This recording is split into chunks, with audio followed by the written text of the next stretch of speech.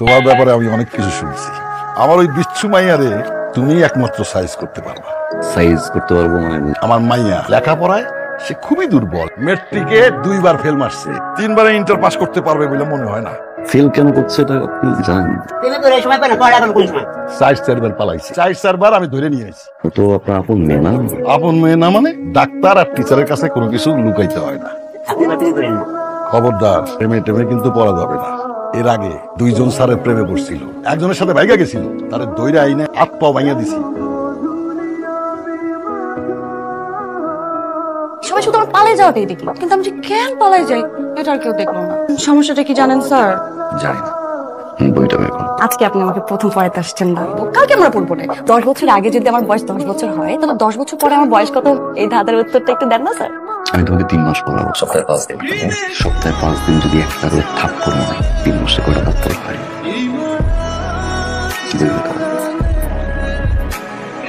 এমন স্যার আমার লাইফে আমি জীবন এই যে একটু পরে আমার পড়াইতে আয়, যদি দেখে আমি বাড়িতে নাই, আবার কাছে যাইবো, আপনার মাইয়া নাই, আবার দিব ভাই কেমন নাই তা না করে সাথে। এই কোন কথা কবি না। বিসমিল্লাহ। হ্যালো, আসসালামু আলাইকুম স্যার। এই আমার নাম্বার কোথায় পেলে তুমি? একটা কথা বলার ছিল স্যার। কি বল না? স্যার আমি না অনেক অসুস্থ, কলেজে যাইতে পারি নাই স্যার অসুস্থতার কারণে। আজকে পড়তেও পারবো না, তো পেট ব্যথা স্যার, পেট ব্যথার কারণে আজকে আমি প্রাইভেটে পড়তে পারবো না। আচ্ছা ঠিক আছে, তাহলে রেস্ট নাও আর মেডিসিন খাও। Thank you sir. Thank you sir. Sir আজ হয়ে গেছে স্যার, আজকে একদম সেটিং দিয়া ফিটিং মেরে দিলাম।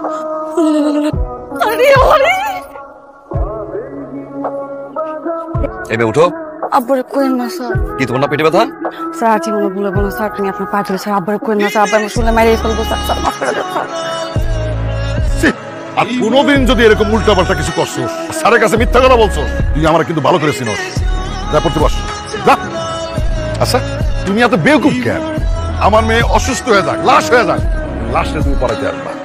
তো বড় খারুস কামটা করলো কি দেখছিস তুই? ঠিক কি মনে করছিস আমি তার কিছু করতে পারবো না? তুই লোকটারে খারুস কেন বলস? ওর হ্যান্ডসাম সুদর্শন ছিল, আর দেখছস কখনো? মানে এর তো একটা সুদর্শন লাগতেছে। হ্যাঁ অবশ্যই। তাহলে তুমি যা প্রেম করো না এই সুদর্শন মানুষটার সাথে, দেখ না খালি কি করি তোর এই সারগিরি আমি ছুড়াইতেছি। আরে আল্লাহ, এটা পিওর নল ব্লেজ, দুই চারটা চট্টাপড় দিয়ে মনে। দেখতে যতটা নলা মনে হইতেছে ততটা নলা না। এর আসলে 2-4টা চট্টা পড়ে লাভ হবে না। কাজ করি ডাইরেক্ট মারে লাই, ছয় দিই। অন্য কিছু বল না, অন্য কোনো অপশন নাই? আর দি গুড্ডি ভাই ইয়া হসপিটাল প্লাস্টার করে শোয়া রাখি। তুই এটাই চাই।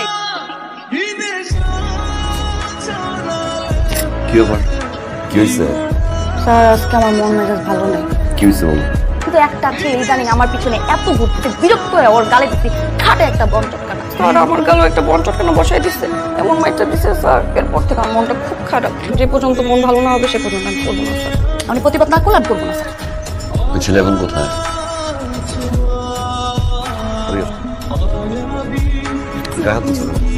আমি আমার কত ভালোবাসা দিবি না, তাহলে থাপ্পড় দিবি। আমরা থাপ্পড় দিয়ে দিছি। সরি বলো।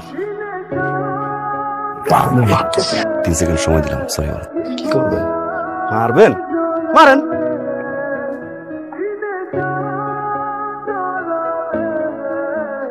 ডাক্তারের বিল দিবি, ডাক্তার খবর আছে।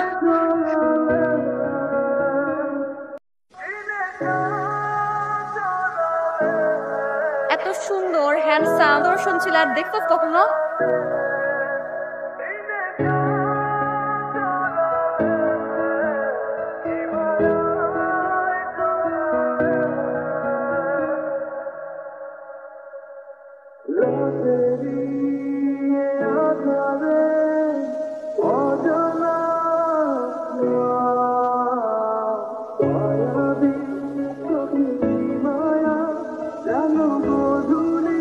স্যার আমার পড়ায় মন বসতেছে না। আজকে শুরু করছো, বই বের করো। মনটা আপনাকে দিয়ে দিছি স্যার, পড়ায় কিভাবে মন বসবে? এক থাপ্পড় দিয়ে সোজা করে ফেলবো তুমি আমাকে।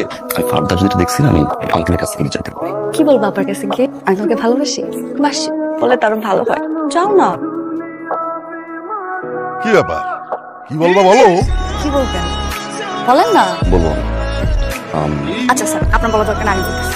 আবার হয়েছে কি স্যার, একটু আর্থিক সমস্যা আছে, সে লজ্জা শরমের ভয়ে না আপনাকে বলতে পারতেছে। 1000 টাকা যদি সামনের মাস থেকে বাড়িয়ে দিতে সে অনেক খুশি হতাম। আচ্ছা ঠিক আছে, ভাড়া দিলাম 1000 টাকা, ঠিক মতো পড়াশোনা করিস।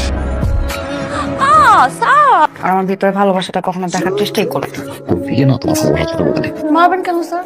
আচ্ছা, আপনি কি আমাকে ভালোবাসেন না? আমি কি এই জন্য জোর করছি আপনাকে যে আমাকে ভালোবাসতে হবে? আমি আরেকজনকে ভালোবাসি। আলহামদুলিল্লাহ। স্যার, আমার একটা হেল্প লাগবে। কি হল? মানে আমি আমার মনের কথাগুলো বলবো, আপনি শুধু লিখে। আমি তোমার লাভটা লিখি। স্যার প্লিজ স্যার, আজকের পর থেকে আপনার সমস্ত কথা আমি শুনবো। এই যে স্যার কাউন্টার থেকে শেষবারের মতো একটা হেল্প করে দেব। প্রমিস। দাও।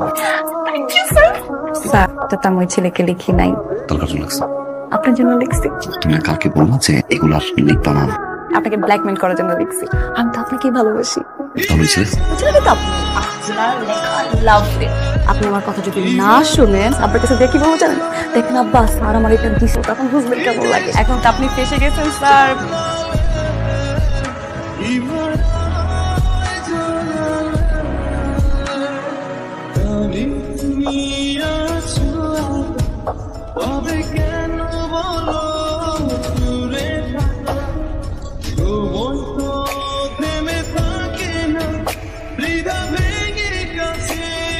মিষ্টি খাও, মিষ্টি খাও।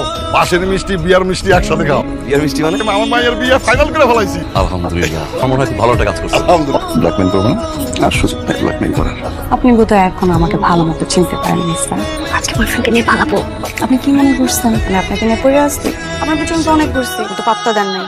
এখন যেটা প্রবলেম হয়েছে, আমি তো আজকে পালাবো, সমস্ত কিছু রেডি, শুধুমাত্র পালানো আপনি জানানো হয়ে গেছে। আমাকে তো বাস স্ট্যান্ড পর্যন্ত নিয়ে যেতে হবে। কি নিয়ে যাবে? আপনি নিয়ে যাবেন? থাপ্পড় দিয়ে বা তাপ। আপনি যাবেন না? যাবেন না? চলো। আচ্ছা ঠিক আছে, আমি আমার আব্বার কাছে যাই। ওই যে একটা প্রেমপত্র লিখছিলাম না, ওটা দেখো আব্বা, বলবো আবারে যাই। কোন বাস স্ট্যান্ড দিয়ে আসতে হবে? একদম স্যার লাইন গেছে। তোর বয়ফ্রেন্ডকে ফোন করো। কি বিপদে বললাম আমি? চলে আসবে স্যার, এত টেনশন করতেছেন কেন?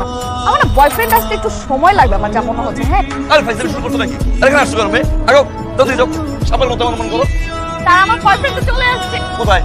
এই যে আপনি, এটা হচ্ছে ব্ল্যাকমেল নাম্বার 2। যাওয়ার তো আর কোনো পথ নাই। বাসা থেকে পালানোর সময় বাসায় একটা চিঠি লিখে দিয়ে আসছে আবার কাছে। স্যার, আপনি কোনো টেনশন নেই, আবার যদি এখন মাইনা নাও নেয়। ফাইজলামি পেয়েছো তুমি না?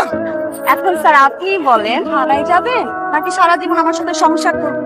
থানায় তো খারাপ মানুষ হচ্ছে। আর আমি অনেক ভাবলাম যে আসলে আমার এখন বিয়ে করা উচিত। তুমি কিন্তু দেখতে শুনতে খারাপ না, মাশাআল্লাহ। এরকম মেয়ে তো আসলে সহজে পাবো না।